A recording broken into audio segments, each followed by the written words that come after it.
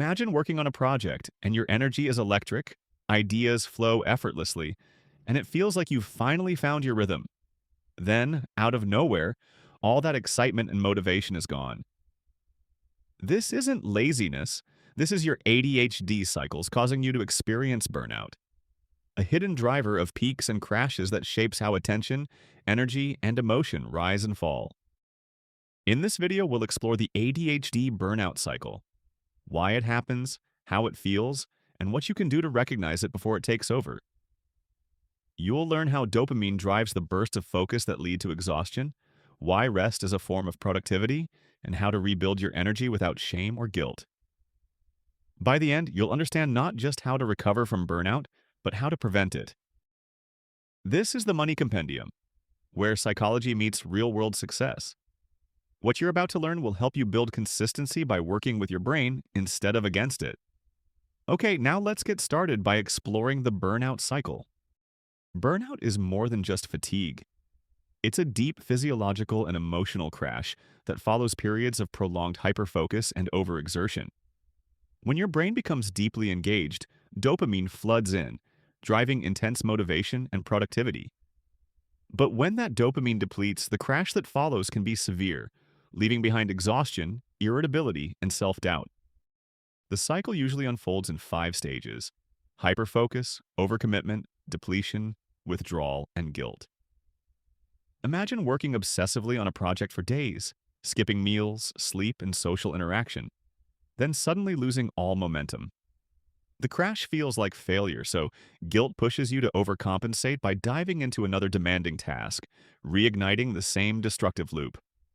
This self-perpetuating rhythm is not laziness, but a misalignment between biological limits and external expectations. Over time, this pattern reshapes how the brain views effort and rest. Productivity starts to feel dangerous, associated with eventual collapse, while rest becomes tainted by shame.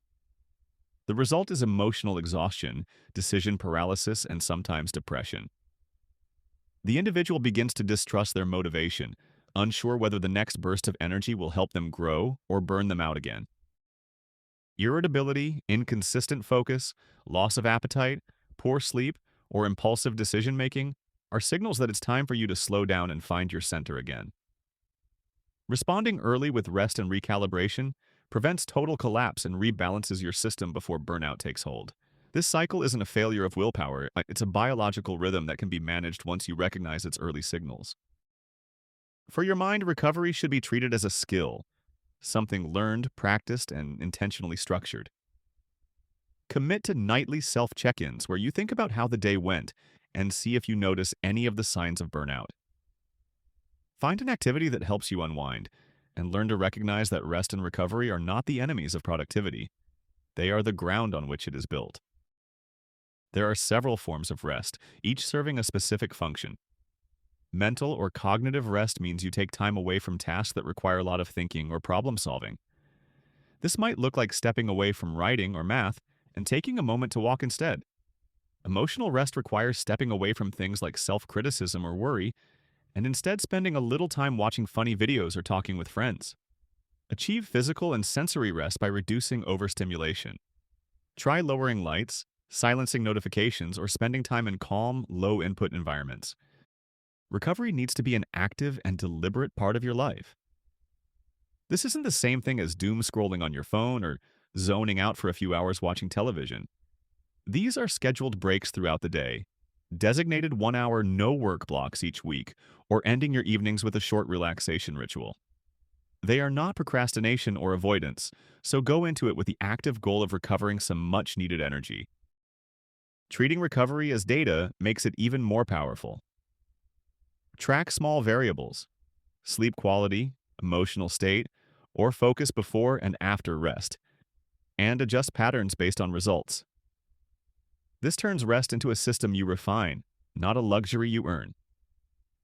Over time, you'll see that consistency and energy depend less on willpower and more on how effectively you recover. Okay, now we need to talk about finding a balance between dopamine-seeking behaviors and stability. Your brain thrives on stimulation. It craves novelty, challenge, and exploration. Yet the same drive that fuels creativity can destabilize structure. When life becomes too predictable, attention fades. When it's too chaotic, burnout follows. The solution lies in designing a balance between curiosity and consistency, allowing excitement to coexist with stability. Controlled novelty is one of the most effective ways to achieve this balance. Instead of chasing entirely new projects or environments, introduce small, contained doses of stimulation. Try rotating tasks weekly, learning a new skill for just an hour, or experimenting with minor process changes. A short, novelty window each week keeps dopamine engaged without derailing structure.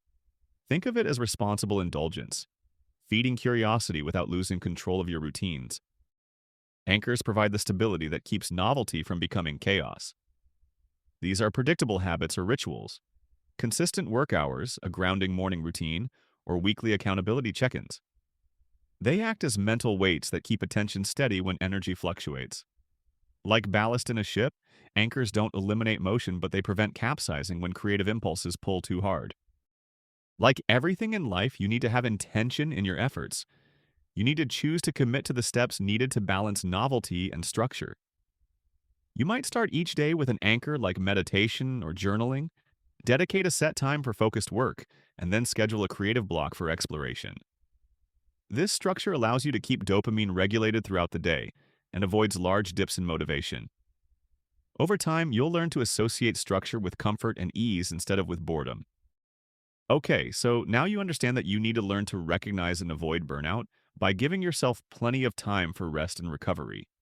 And you understand that you need to find a way to balance novelty with consistency.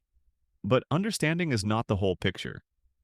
You need tools, practice, and consistency along with an outside perspective.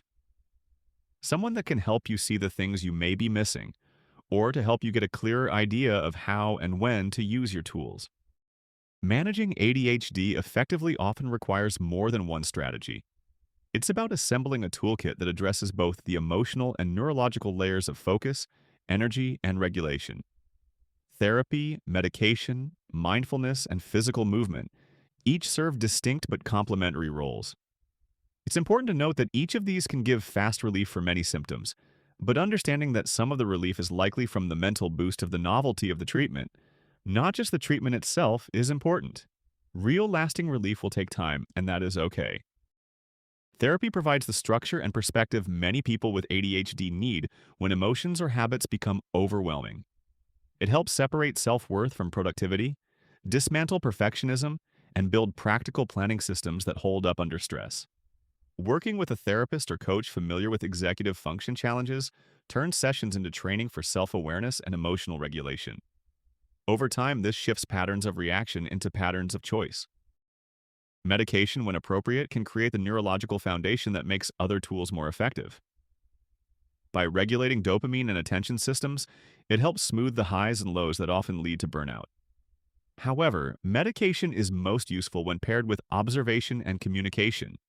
Tracking side effects, noting energy changes, and collaborating closely with a prescriber.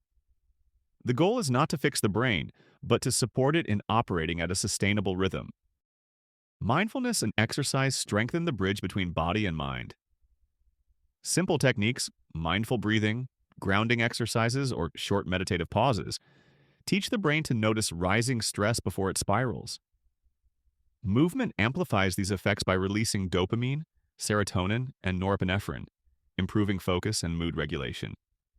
Even short, consistent bursts of activity, stretching, walking, or light cardio, can stabilize attention and emotional steadiness. The most reliable results come from combining these tools into a system that feels natural to you. Therapy cultivates insight, medication balances chemistry, mindfulness enhances awareness, and exercise maintains physical stability. Adding supportive people, friends, coaches, or online peers, turns self-management into shared accountability. Together, they form a framework that prevents burnout before it starts. Okay, so you tried your best, used your tools, listened to your therapist, and took your medication consistently. But you ended up burning out anyway. That's okay, you're not alone. Many, if not all people, will experience this despite their very best efforts. Luckily, the tools and structure you've learned to avoid burnout are many of the same tools you'll need to recover from burnout. Recovering from burnout is not about bouncing back. It's about rebuilding with new awareness and sustainable systems. For people with ADHD, burnout isn't a rare setback. It's part of the learning process of understanding your brain's limits. Shame and self-blame make recovery slower by framing exhaustion as weakness rather than feedback. Instead, approach it as data, a chance to learn what your body and mind need to stay balanced.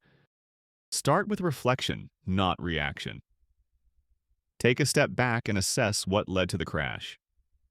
Ask practical questions. Which tasks drained you most? What recharged you? Which patterns of overcommitment or perfectionism repeated themselves? Writing these down turns emotion into information, allowing you to identify what needs adjustment without judgment. Next comes the recovery phase.